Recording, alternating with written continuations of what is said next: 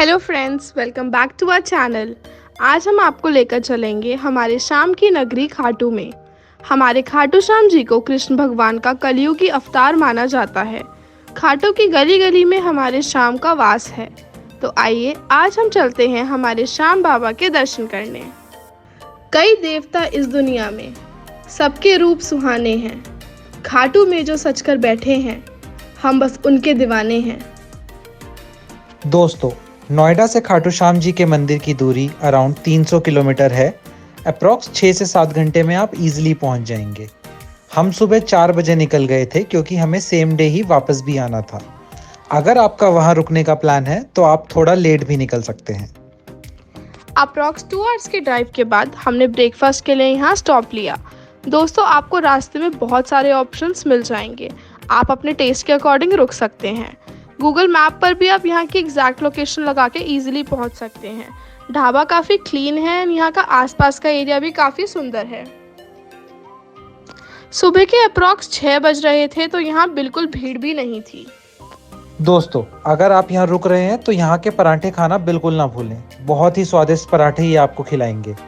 कुल्हड़ वाली चाय का लुत्फ उठाते उठाते पराठे खाएं और निकल जाए श्याम जी के दर्शन करने के लिए। रास्ते में शाहपुरा में आप त्रिवेणी धाम के दर्शन भी कर सकते हैं। त्रिवेणी धाम की स्थापना स्वामी नारायण दास महाराज ने की थी, जो भगवान राम के प्रबल भक्त थे।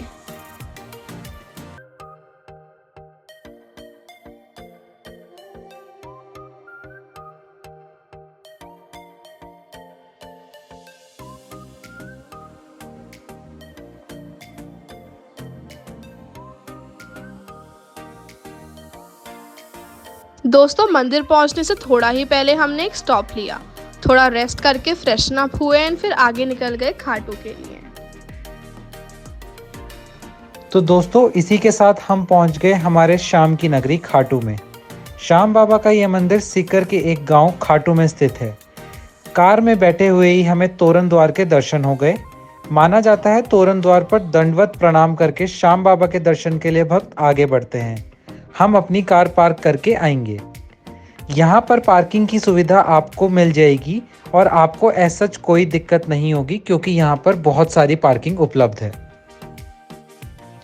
जो सुकून और आनंद यहाँ आके आपको मिलेगा वो दुनिया के किसी भी कोने में नहीं मिल सकता। श्याम बाबा को दंडवत प्रणाम करके हम निकल गए दर्शन के लिए। झुक जा श्याम चरण में प्यारे, और कहीं ना झुकने देगा। मन में है विश्वास जो पक्का, काम कभी ना रुकने देगा।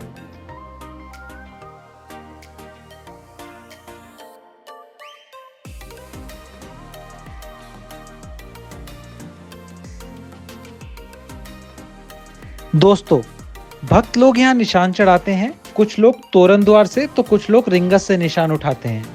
माना जाता है कि हमारे श्याम बाबा का निशान भक्ति और श्रद्धा का प्रतीक है। ऐसा माना जाता है कि खाटू श्याम जी को निशान चढ़ाने से भक्तों की मनोकामनाएं पूर्ण होती है। निशान चढ़ाना आभार व्यक्त करने का एक तरीका भी है। यह भी माना जाता है कि निशान चढ़ाने से भक्तों को खाटू श्याम जी की विशेष कृपा प्राप्त होती है। दोस्तों, लाल मिष्ठान भंडार से आप प्रसाद ले सकते हैं। हर तरीके का प्रसाद आपको यहाँ मिल जाएगा। श्याम बाबा के भोग के लिए लड्डू, पेड़े, हमारे श्याम बाबा का सबसे फेवरेट चूरमा। आप यहाँ से प्रसाद लेकर फिर आगे निकल सकते हैं दर्शन के लिए।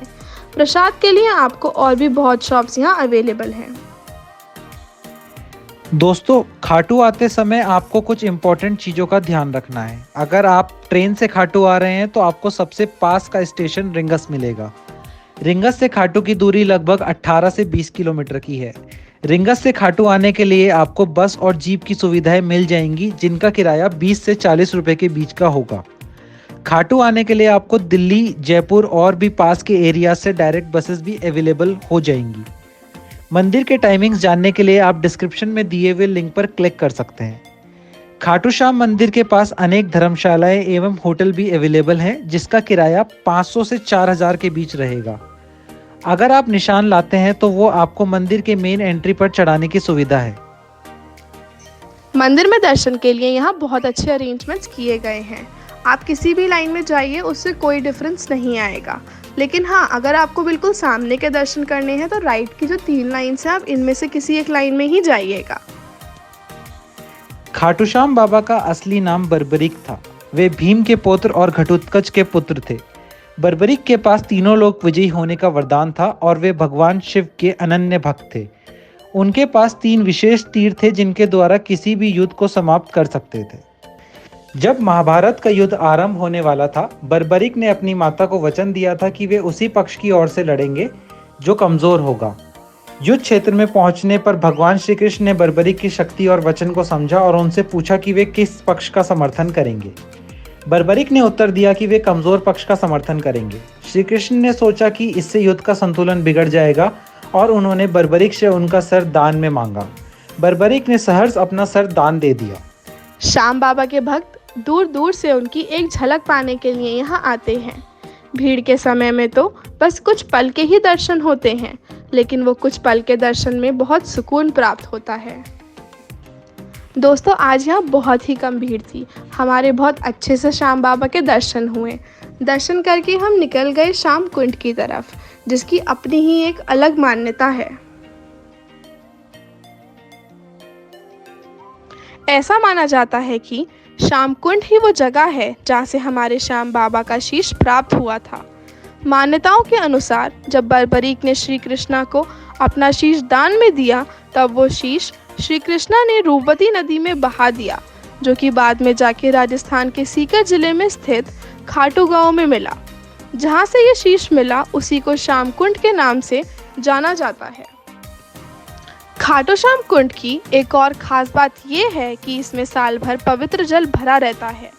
कुंड का जल जमीन से निकलता है, इसलिए ऐसा कहा जाता है कि कुंड में जल पाताल से आता है। श्री श्याम कुंड को खाटू का तीर्थ जलाशय भी कहा जाता है। माना जाता है कि श्याम कुंड में स्नान करने से पापों का नाश होता है और पुण्यों की प्राप्ति होती है। यहाँ पर एक प्राचीन श्याम कुंड भी है, जहाँ पर कई प्रकार के मंदिर हैं, जैसे कि हनुमान मंदिर, गायत्री माता मंदिर, पंचमुखी शिवलिंग और एक प्राचीन कुंड। आप इस जगह पर आके इन सब जगहों के दर्शन कर सकते हैं।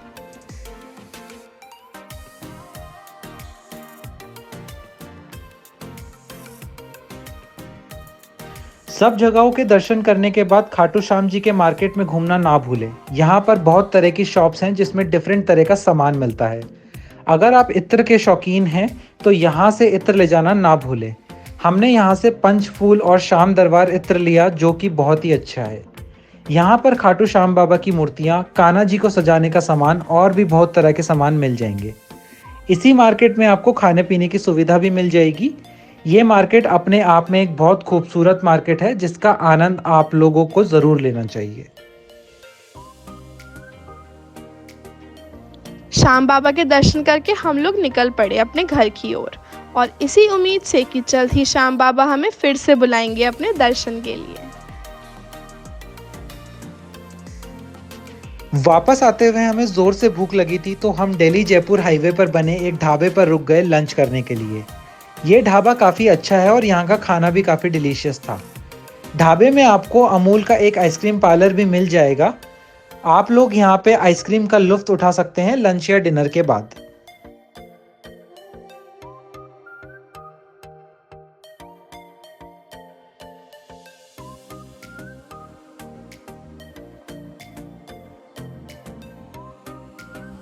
तो दोस्तों, उम्मीद करते हैं आपको हमारी ये वीडियो पसंद आई होगी। वीडियो को लाइक करना ना भूलें और चैनल को सब्सक्राइब भी ज़रूर करें। जल्द ही हम आपसे मिलते हैं एक नई वीडियो के साथ।